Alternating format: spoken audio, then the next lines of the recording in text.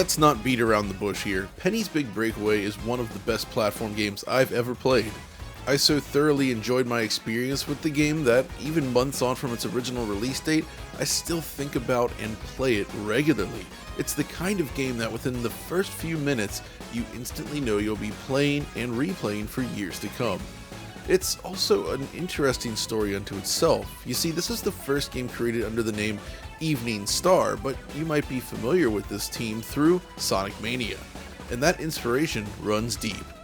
You see, while the core concept is fresh and new on the surface, there's this understanding of momentum-based platforming that drives the game, something that's rarely observed, and they've effectively translated the joy of Sonic's momentum system into a full 3D game, something not even Sonic Team has ever really managed. But that's not all. Penny's Big Breakaway is also a game built entirely using in-house, from-the-ground-up technology. This is not a Unity or Unreal based project. No, what we have here is instead completely original, and it feels that way. It also happens to run at native 4K at 120 frames per second on the big boy consoles of today, another rarity. In a sense, Penny's Big Breakaway feels like a game that was built in 1995 during the rise of 3D graphics by time travelers from the modern era that have brought with them knowledge, technology, and know-how. It's a perfect blend of old school sensibility with innovation. A rare treat in today's gaming industry, and one I feel any and all game fans should at least give a chance. As such, I couldn't not make a video on it, could I? So here we are. It's a little late, but let's get into why Penny's Big Breakaway is shaping up to be one of my favorite games of 2024.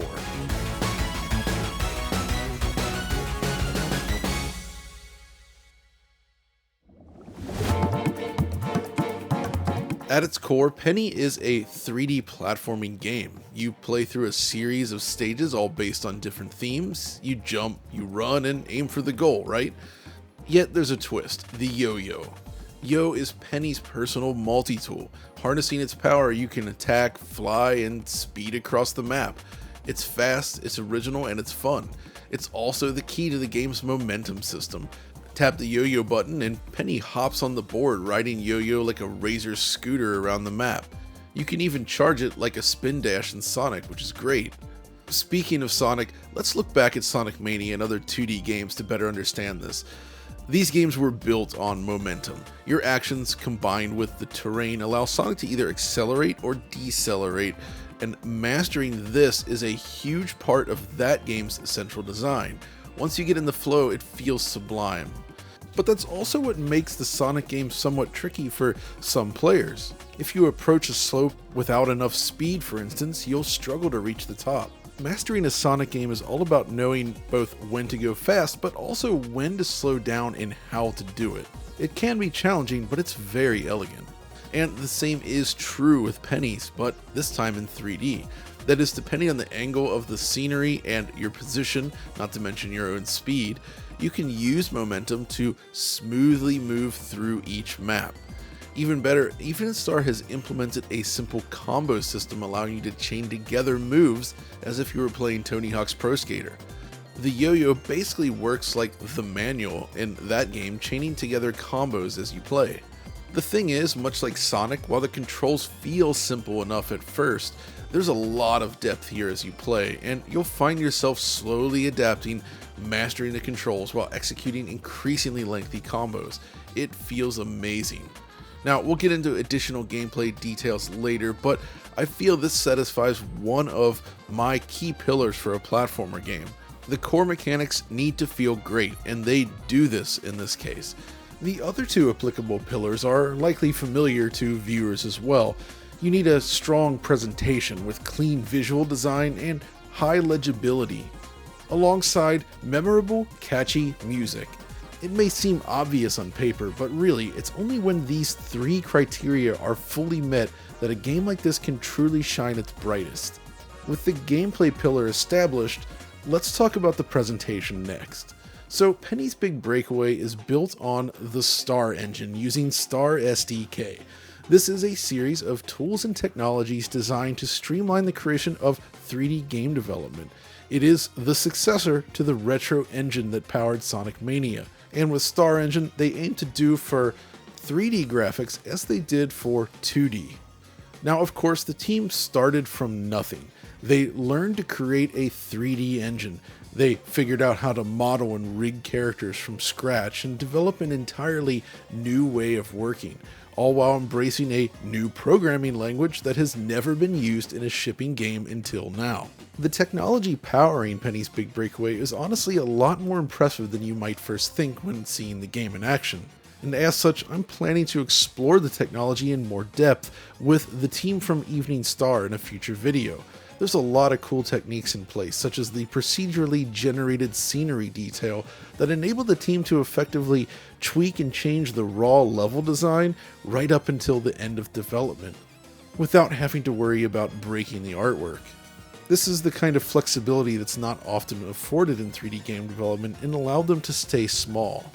Suffice it to say, the trajectory of development differs dramatically from most other games released these days, and that results in something that feels and looks rather unique. From the player perspective, Star Engine basically enables large-scale stages with seamless traversal, free of stutter, and mid-level loading across every platform. It's fast, it's fluid, and it directly benefits the game's design. And speaking of design, I'm also a fan of the visual design. The characters in Penny are bizarre and expressive. Art director Tom Fry's wild designs come to life beautifully in 3D. In bringing these characters to life, they rely heavily on more of a smooth polygon shaded look rather than heavy texture detail, creating these strong silhouettes that give it this almost high polygon take on 90s era 3D design. They even managed to sneak a TC Tugger into the game. How about that? The environments too use a lot of abstract shapes and interesting prop designs that reminded me of Sonic CD's aesthetic but built out into full 3D, yet with its own flavor. The color scheme is especially unique, with a lot of pastel hues and deep oranges and purples. The lava stage, for instance, really feels like a Mega Drive game brought to life in 3D. The thing is, while the basic shapes, colors, and designs do have this old school flavor, the underlying geometry is surprisingly dense. Shapes are rounded and smooth, lending it an almost CGI-like look at times. In addition, they layer in this painterly depth of field effect that's applied to distant scenery. It's a moving effect that was kind of inspired by The Legend of Zelda Skyward Sword, and I think it looks pretty slick. But if you don't care for it, there is an option in the menu to either adjust its intensity or disable it completely. It's true that disabling it does kind of improve distant clarity, but I also feel it lends the whole thing its own unique character. What do you guys think? Honestly though, there's just a lot going on here that I find really eye-popping and interesting to look at. But of course, there's also the technical performance side of things, and this is pretty interesting. So, Penny's Big Breakaway is available on multiple platforms. There's PlayStation 5, Xbox Series X and S, the Nintendo Switch, and of course PC.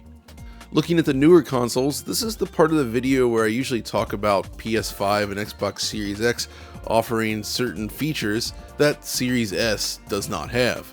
But in this situation, that's actually not the case. Penny's Big Breakaway runs at a native 4K at 120 frames per second across all three machines, and that includes Series S.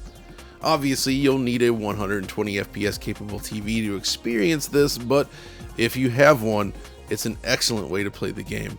Between the game's inherently low input latency and support for 120 frames per second, it feels unbelievably responsive to play. Of course, it also supports 60 frames per second if your TV lacks this feature, and it feels great that way too. The PC version is also fully capable of this, with relatively low system requirements. It's also free of things such as stutter, hiccups, and the like, so it feels very polished. It is, however, devoid of tweakable options, but I suppose the game is light enough that it's unlikely to be an issue for most players. Case in point, I was able to run it at native resolution at 90 FPS on the Steam Deck OLED without it breaking a sweat. But then there's the Nintendo Switch, and that's where things get a little strange.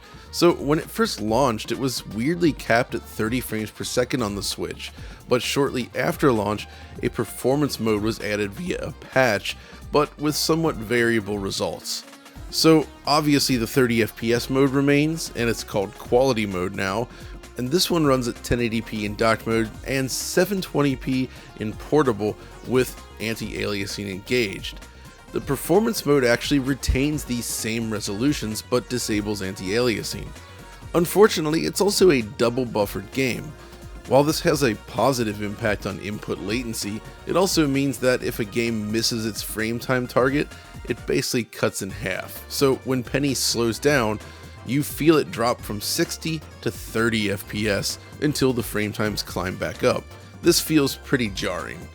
Thankfully, this mainly seems to occur only in specific levels, especially a few in Vanilla Town. This area here with all the penguins is perhaps the worst area I've found yet, and these issues persist in both docked and handheld mode. But there's a surprising solution to this that I can't recall seeing in any other Switch games until now. That is, the game responds directly to resolution changes at the system level. So if you go into the Switch menu, change your resolution to 720p, it directly modifies Penny's render target size, resulting in 720p gameplay. And this even works without closing the game. So what's the point, you ask? Well, it basically solves most of the performance issues. Areas that previously dropped frames suddenly spring to life without a hiccup, perfectly sticking to 60 frames per second. And given the game's aesthetic, it actually still looks pretty great at 720p. So it's not exactly a huge sacrifice to make in that regard. Unfortunately, predictably I suppose, this does not apply to handheld mode where you cannot adjust the rendering resolution. So I actually asked the team about this, and they tried using dynamic resolution scaling, but it did not have the same level of performance improvement as simply altering the maximum resolution.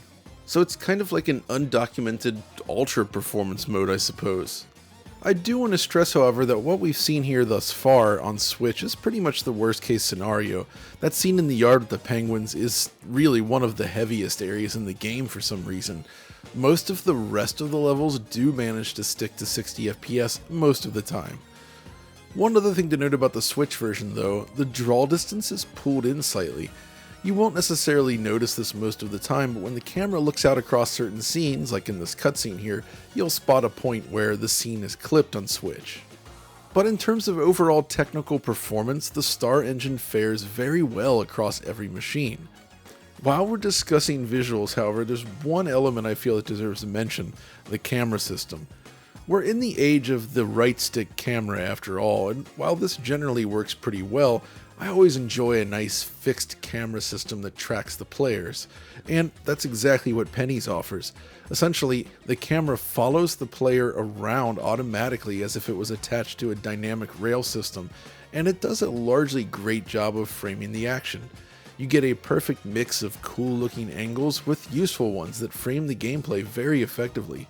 Nailing jumps and judging depth largely works well, though there are moments when it can be a little fiddly. I'm a big fan of the camera work here and feel that it's a perfect fit for a platform game like this, especially since the right analog stick can also be used for gameplay purposes. But this brings us to the third pillar of platforming goodness, the audio. While it may not seem like a big deal, I've always felt that sound and especially music is just as important as the visuals, while directly influencing your relationship with the gameplay. Music is subjective, so this category is as well, but in the case of Penny's, I feel that it adds a ton to the experience. First of all, T. Lopes returns once again to work with the Evening Star folks after creating the brilliant Sonic Mania soundtrack.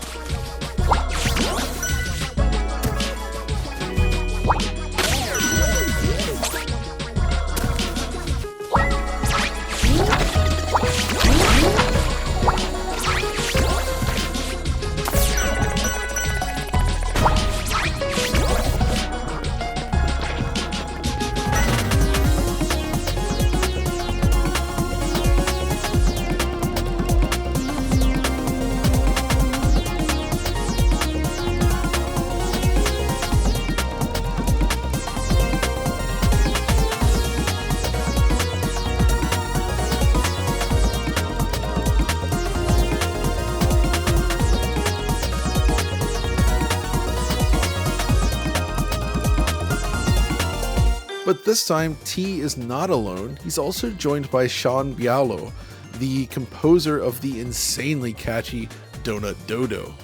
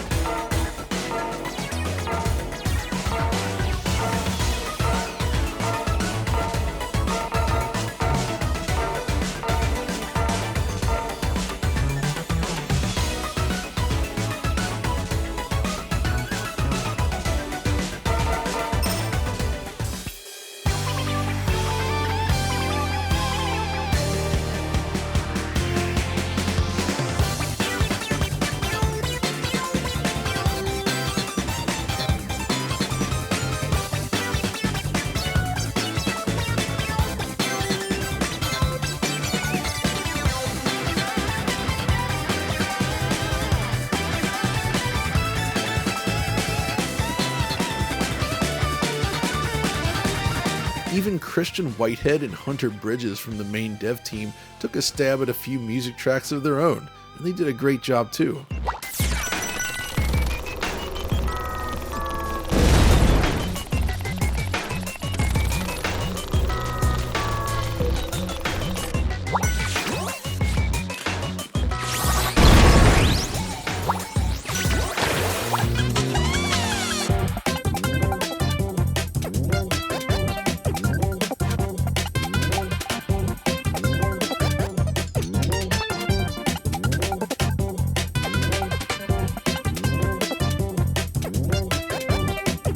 When you combine the music, the visual flourishes, the sharp gameplay, it all gels into this cohesive whole that becomes increasingly engaging as you improve your own skills. My only real issue with the game's soundtrack is that certain worlds, such as Vanilla Town, have a ton of acts, yet only one theme. We could really have used a variant or two to keep things fresh. Still, if we step back here, I feel that Penny's really does nail those three pillars of platforming. But there is kind of a caveat here that's worth mentioning in relation to the gameplay. Essentially, this is a challenging game to master, and as a result, it may not click for everyone. Look, when you talk about classic Sonic games, there's always going to be people that love the series, such as myself, arguing with those that never really got into it. The same goes for games like Nights into Dreams, the entire Treasure back catalog, and more. When playing any of these games, including Penny's Big Breakaway, you can sort of make your way through each stage without taking full advantage of the moveset, but you may not have as much fun unless it truly clicks as it did for me. So with that in mind, I want to segue back into the gameplay discussion, as perhaps this could result in an aha moment for those that maybe didn't quite fall in love the first time. So one of the coolest things about the game is how the team basically took the ring concept from Sonic, where you collect rings to stay alive, get hit while you're on zero and you die, and they flipped that concept on its head. It has what I call the reverse ring system. So basically the main enemy type in this game are these penguins that chase you around. You might even be tempted to stop and attack them with your yo-yo like a typical action game, but you shouldn't. Instead, you want to avoid them. That's because you lose a life and get sent back to a checkpoint if more than 5 penguins latch onto Penny. The penguins thus are the anti-ring. They are scattered around the levels, and collecting them results in failure. This then feeds into the momentum and combo system. The game is at its best once you've figured out how to take advantage of the rolling terrain and keep moving. You'll want to avoid enemies and keep your speed up, much like Sonic. If you can pull off a combo while you're doing that, all the better, though that's best reserved for second and third playthroughs. The key here is getting into the groove. The first time you play a stage, you may fumble around a bit, but you can and should give every stage another shot. As you learn them, and as you find that string of combos, the game really comes into its own. There's also a lot of depth in the yo-yo system. Of course, if you tap the attack button, you'll throw it in the direction you're aiming, but it's also used to swing across chasms, but you can actually hold that swing in place and sort of suspend yourself briefly. Obviously, you can roll around on it, as I mentioned, but you can also use the right analog stick at any moment to throw the yo-yo out in the direction you point the stick. This can be used both for attacking and swinging, as well as the screw mechanisms. Put it all together and you have something that just works really well, I think. I love games that put you in a state where you just feel pure happiness. That blend of music, visuals, and fluid gameplay that rewards a precise touch is what I love best. In a way, this feels like the kind of experience that I've come to know from Treasure, the creators of Gunstar Heroes, Dynamite Headdy, Radiant Silvergun, and more. It has a crunchy exterior. It pulls you in, but it's a little bit hard to get through. But once you reach that center, that creamy, warm center, it truly rewards you in kind.